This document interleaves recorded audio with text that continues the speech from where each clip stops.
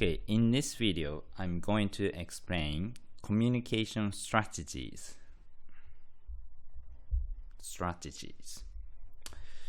So let me begin with this problem called Perfect English Problem in textbooks. So when we teach English, we use textbooks, of course, and in those textbooks and other teaching materials that we use to teach English, the characters know all the words and grammars, and they speak perfect English. Of course, because these characters appear in textbooks, and if they make mistakes, that would be a problem, I think. And so those characters speak perfect English, so they don't have any problems speaking English. But our own English is not perfect, obviously. So we are learners of English, and we usually have many problems when we try to speak English, of course. But because these characters, they speak perfect English, how to deal with those problems is usually not explained in textbooks. Because the characters' English is just perfect, so they don't have problems. But we have problems. So what is a communication strategy then? Strategy here means a technique to solve problems in a conversation. So communication strategies are strategies that second language learners use when they want to communicate some kind of meaning, but do not have the linguistic resources to express what they want to mean. So these strategies are used when learners of English have problems when they try to say something but can't really say it. So I'll give you an example. So a problem could be something like this. You can't think of a word to express a certain concept. So for example, elephant. So you want to talk about an elephant, but you can't really say the word elephant. You just forgot it. And a possible solution to this problem is you try to express the concept in simpler words. So in this case, you don't use the word elephant, but you don't end the conversation itself. You continue the conversation. So without ending the conversation, you try to express the same concept in simpler words. So in this case, you can say something like, what do you call it in English? It's a large gray animal with a long nose and big ears. What do you call it in English?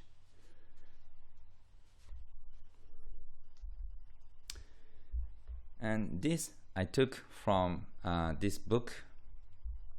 So this is a story about someone who was living in Colombia. So it seems that in Colombia, people speak Spanish. But a friend of the author wanted to buy some silk, but this friend didn't really know how to say silk in Spanish. So that friend went into the local shop and said something like the following: it's made by little animals for their house and then turned into material. So that friend didn't know Spanish words like silk, silkworm, cocoon, but explained the concept using the words he or she knew. So this is a lot better than giving up the conversation itself. I don't know if this person got the meaning across,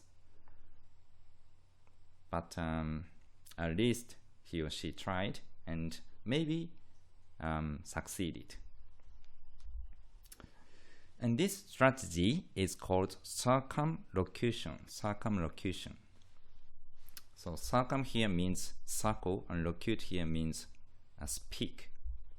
So, so this is to explain using many words a concept that can usually be explained in one of few words. So if you can say silk in Spanish, that's better. But you can't say it, so you explain the same concept by using many more words.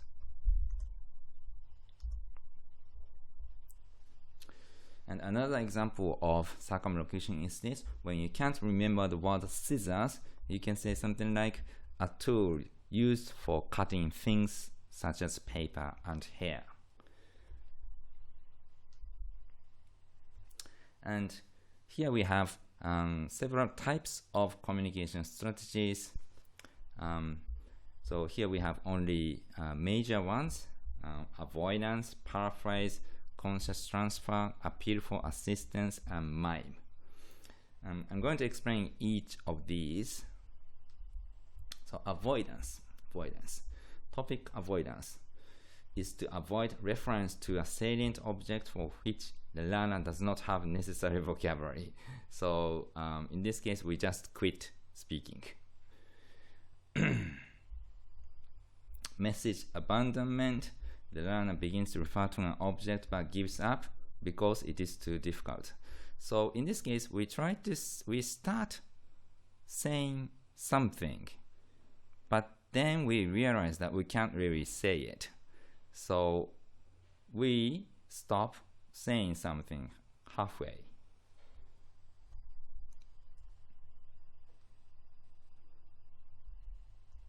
But in this case, we avoid the topic itself. We try not to speak. We try not to talk about it. And the second kind is paraphrase. And this paraphrase has several subtypes. And the first one is called approximation.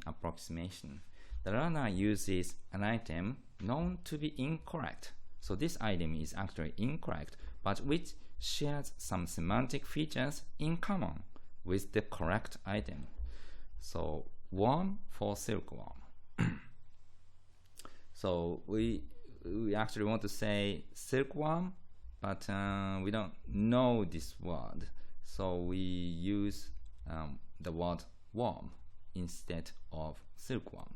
So we know that this is not the correct word, but the word worm and the word silkworm share, obviously, they share some semantic features.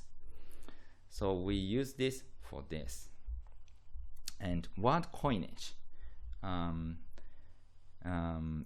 learner makes up a new word, like person worm, to describe a picture of animated caterpillar. In Japanese, this is imomushi.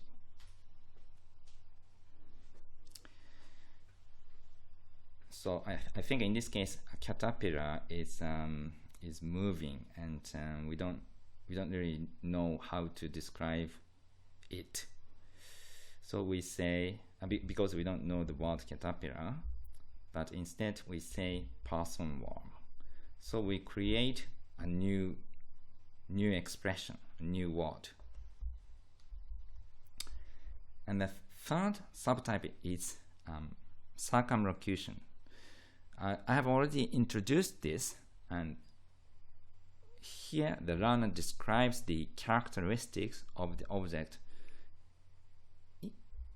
Describes is the key word here. Describes the characteristics of the object instead of using the appropriate target language item. So we can't. So we want to say scissors, but we can't remember it. So we say a tool used for cutting things such as paper and hair. This is a description. This is a description of the characteristics of scissors. So scissors have characteristics like this. And conscious transfer, what is it? So the first subtype is literal translation. The learner translates word for word from the native language. So in this case, our native language is Japanese. So we translate this into something like this: can I borrow the toilet? But in English, it seems that this is wrong because when we say borrow, we don't just use it. We also take it away.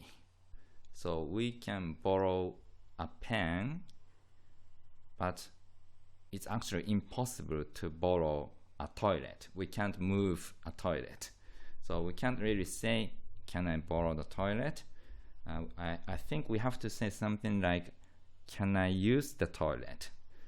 But we don't know that expression. So instead we say, can I borrow the toilet?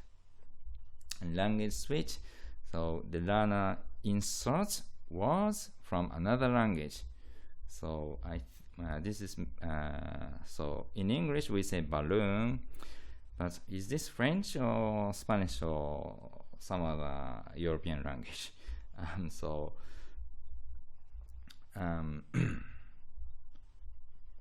So we use words from another language,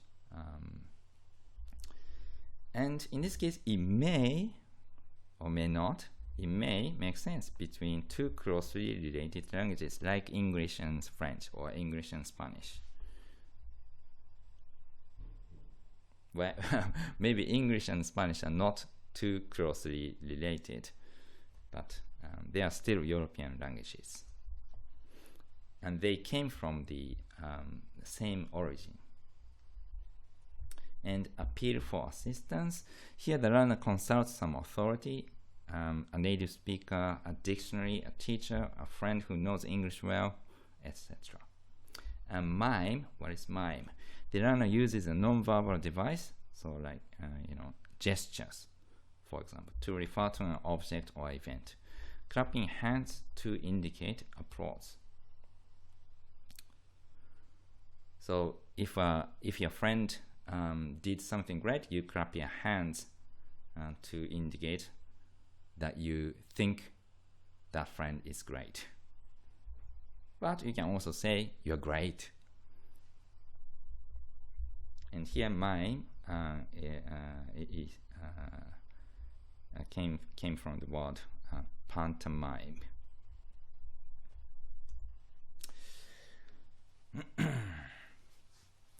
And so we have many different types of communication strategies, but avoidance is not recommended at all. You should avoid avoidance.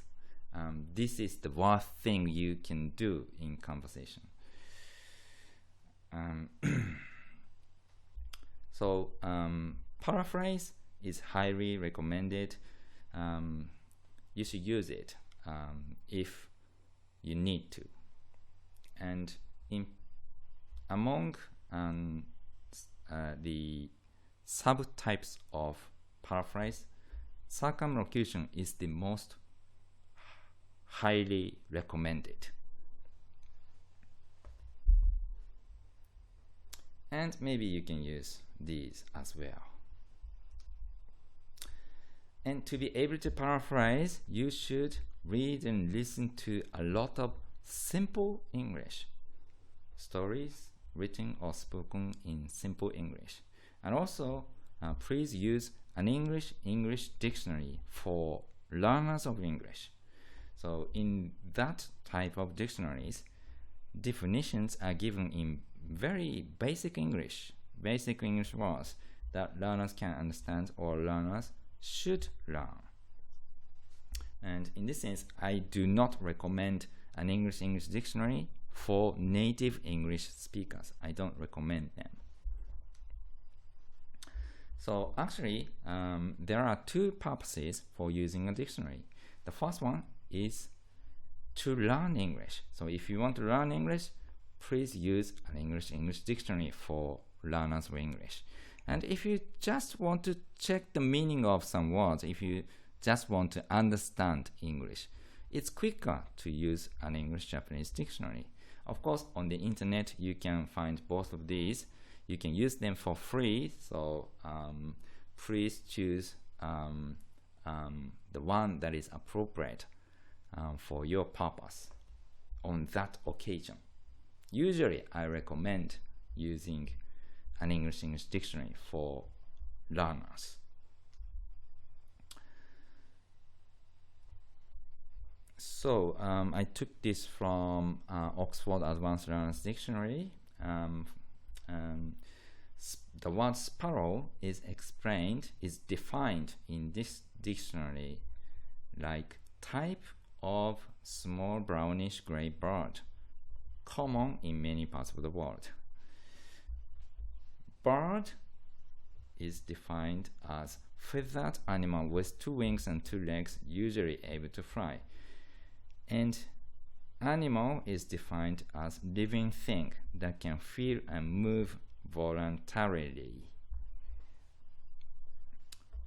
So the definitions are given in easy words. And so we have actually some sort of hierarchy in the semantic relations between words. So so these words up in the hierarchy, they are called superordinate words, and these words down in the hierarchy, they are called subordinate words. And to be able to paraphrase, you need to know words that are both superordinate and frequently used. So we use these words: animal, plant, fish, bird. We use these frequently, and they are also superordinate words. Okay, thanks for listening.